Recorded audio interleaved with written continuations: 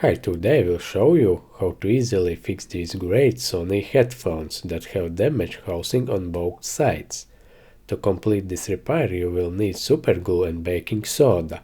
Yes, baking soda from your grandmother's kitchen. The baking soda and superglue make instant cement.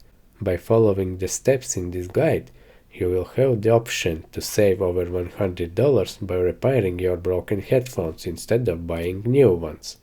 If you have any questions while watching the tutorial, feel free to ask in the comments below. But now let's get started with the headphone repair.